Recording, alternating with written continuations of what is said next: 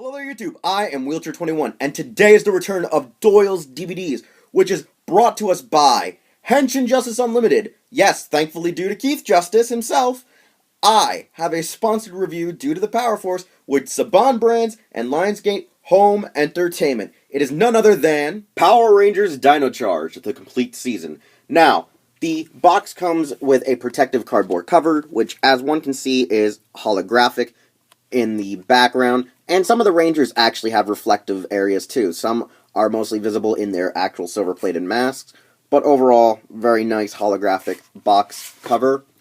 You have your basic box art, it's the same as before, even on the back, which it also shows that it comes with the 5 previous release volumes, now sold as this one gift set. You have Unleashed, Resurgence, Breakout, Rise, and Hero, which is pretty freaking explanatory, and the fact that it shows our additional Rangers on the back that we meet in the season, like Gold, Gray/Graphite, and Violet/Purple, is pretty interesting nonetheless. Our interior shows all of the original discs. You have Unleashed, which pretty much is pretty explanatory. It shows when the Tyrannosaurus Megazord first showed up. You then have Resurgence, which is probably my most favorite disc by its design, due to the fact that it actually encompasses what most of the episodes are about. It's about Green and Black, their Zords, and a few other additional things, but it really at least captures like the first 2 or 3 episodes on this disc. Then you have Breakout, which is all about the Gold Ranger, pretty explanatory. You have Rise, which honestly I would have thought would have at least featured Gray on here somehow, since it does actually talk about Gray quite a bit. There's at least 2 or 3 episodes that actually feature him, show him, and, get to introduce more about Prince Philip. But as you can see here, it's red, black, blue, and green.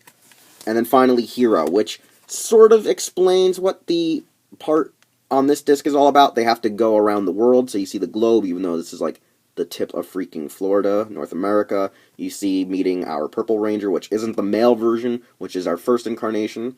But then we get, Kendall, Miss Morgan, who becomes that. And this alien invasion doesn't really happen. It's kind of phone-in, kind of box art or disc art. But overall, since this is going for like $19.99, but most stores are selling it for $14.99, you got a pretty good deal for the previous released individual volumes, which if someone hasn't already gotten, probably could pick this up now, because if you think about it, it's like $3 a disc for all 5 of these now. Pretty awesome. So now we're going to go and talk about the overall series at hand.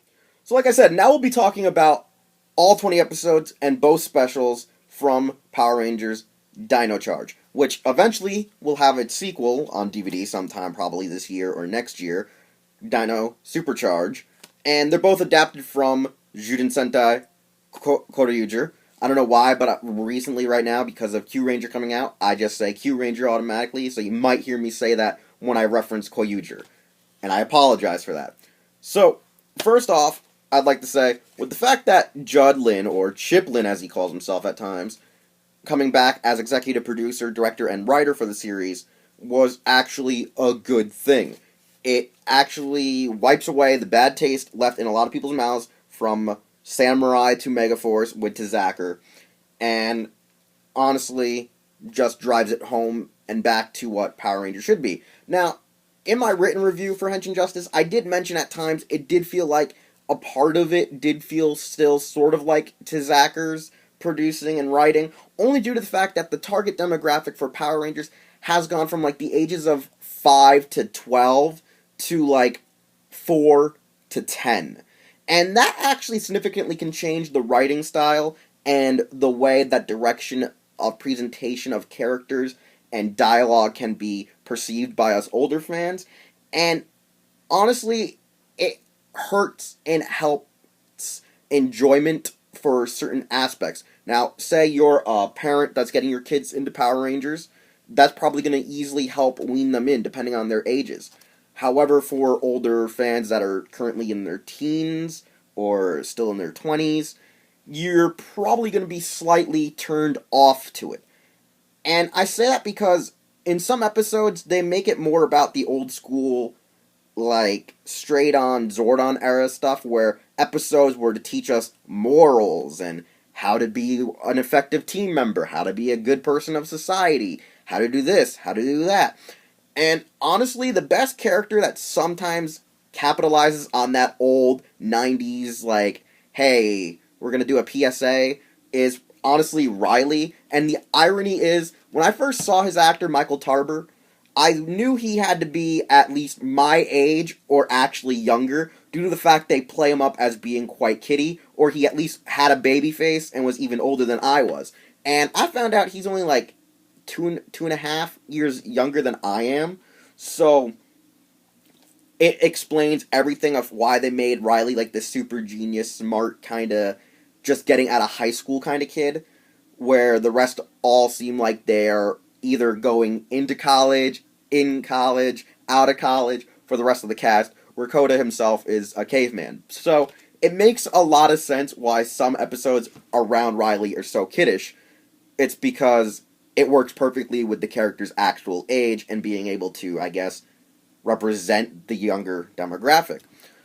So, for the actual story at hand, you have it that Keeper, this weird, ugly-looking alien thing, connects Energems to dinosaurs after being chased down by the bounty hunter Sledge, who is a stand-in, technically, for Chaos, if you watch Power Rangers, or I should say, Super Sentai's Koyuger, which eventually we get Chaos as Arcanon, the guy who actually freaking hired Sledge to be the one to get him the Energems. And it's kind of a cool twist that is already a spoiler alert for Supercharged if you haven't already seen it.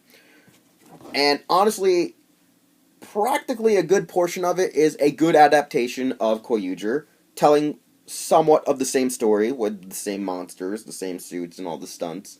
But it adds a few plot twists in there, such as Tyler needing to find his lost father, who he actually thinks is Gold Ranger at one time before you find he's the Knight of Xandar. And then you get the current Prince of Xandar showing up, who, one, first hates the Rangers for disgracing his royal family, and then eventually wants to become a Ranger after seeing what they really were trying to do. And it's actually a pretty good story with Prince Philip. A lot of people actually hated him because he was like a straight-on royal douchebag. But honestly, he lightens up, and he's actually a really tolerable character. Tolerable character over time. So a lot of people should easily be able to enjoy him, especially because you always want to see either the jerk either get his comeuppance or actually learn the error of his ways. And it actually works perfectly. And the weird thing is I also like the change that they do when introducing the Purple Ranger. The Purple Ranger is Albert, a guy from New Zealand, which actually kind of was phoned in there because of a grant they got with New Zealand that they have to kind of promote New Zealand, where they actually film the episodes now. And they did this where they have to go to New Zealand to find this Purple Ranger because the Energem's there, and even the Zord is there. And they find out that it's this old man, Albert, who is an adventurer, a kind of an explorer, and becomes technically a vigilante. And the only thing that scares him is the realism of the monsters. The powers made him want to do this stuff, and for a while he kind of loses his edge, but Tyler and the Rangers kind of help him realize you can be a hero even without powers. And those key episodes of pretty much the introduction to Gray and the first Purple that leads into how Kendall eventually gets the powers when he gives up the Energem is great storytelling, great character development, especially for Kendall because she was one salty girl. She was very petty that she wasn't chosen to be any of the original existing 5 Rangers. And a lot of people misconstrued that as racism towards Shelby when it was just classism and superiority. But I could see why, due to the fact Kendall is Caucasian and Shelby was African American. But I think it's apples and oranges with people they just wanted to call racism for racism. And honestly, like I said, the best episodes really are the development of your other Rangers, Gray and Violet. Gold, he's actually a really comedically enjoyable character. However, the way they try to introduce him is kind of bland, only due to the fact that if you've seen Koyuger, it's kind of just a copy and paste on what really actually happened. So, for the overall story, it's good. It doesn't feel like a direct transition with samurai, super samurai, and still feels like its own, adds a lot of things that American audiences would like and get from their show, as well as it keeps some of the Sentai savvy fans happy. So one can have both, and enjoy it effectively well. So when it comes to earlier episodes, it might be harder to watch, like I said, if you watch Sentai, but if you had ever watched it, you can just breeze through the entire series without an issue.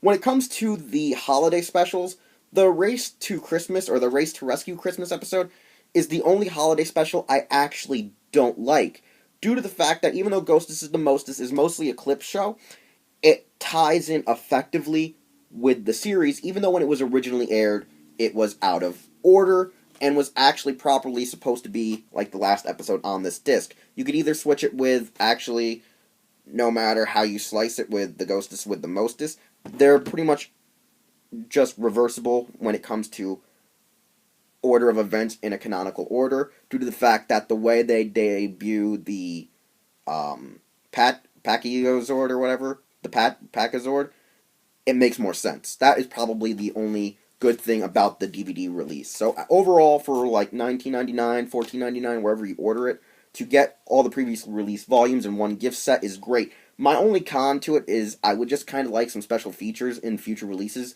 make it worthwhile to really get these complete season sets, and that's the only knock to it, really.